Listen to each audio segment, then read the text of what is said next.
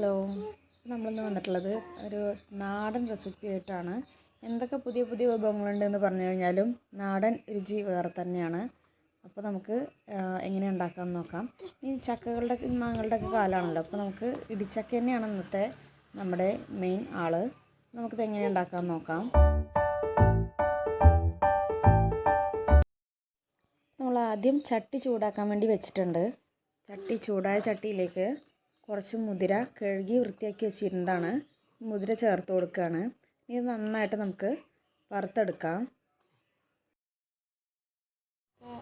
ഇടിച്ചക്ക ഇതുപോലെ കഷ്ണങ്ങളാക്കിയത് നമുക്ക് കുക്കറിലേക്ക് മാറ്റാം.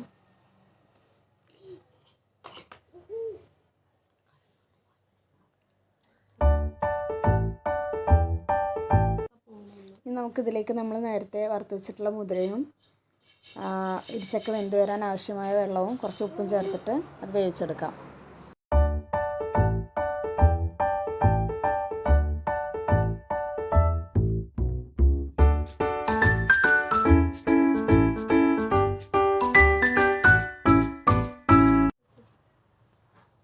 ഇത് നന്നായി വെന്ത് വന്നിട്ടുണ്ട്. ഇനി നമുക്കിത് വറവിടാം.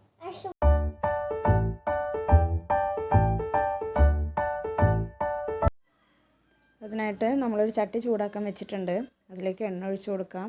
എണ്ണ ചൂടായി വരുമ്പോഴത്തേക്ക് കടുക് ഇട്ട് കൊടുക്കാം. കടുക് പൊട്ടിക്കഴിയുമ്പോഴത്തേക്ക് ഒരു വറ്റൽമുളകും അതുപോലെ തന്നെ ഇച്ചിരി കറിവേപ്പിലയും ഇട്ട് കൊടുക്കാം.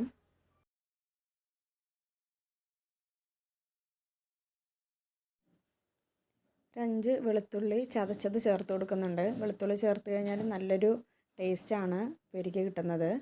അതുപോലെ ഒരു 5 or 6 ചെറിയുള്ളി ചതച്ചതുകൂടി ചേർത്ത് കൊടുക്കുന്നുണ്ട്. ഇതെല്ലാം നന്നായി വഴറ്റി നന്നായി മൂപ്പിച്ചെടുത്തതിന് ശേഷം നമ്മൾ ഉണ്ടാക്കി വെച്ചിട്ടുള്ള നമ്മുടെ കുക്കറിലുള്ള വേവിച്ച് വെച്ചിട്ടുള്ള ഇടിച്ചക്ക ഇതിലോട്ട് ചേർത്ത് കൊടുക്കാം.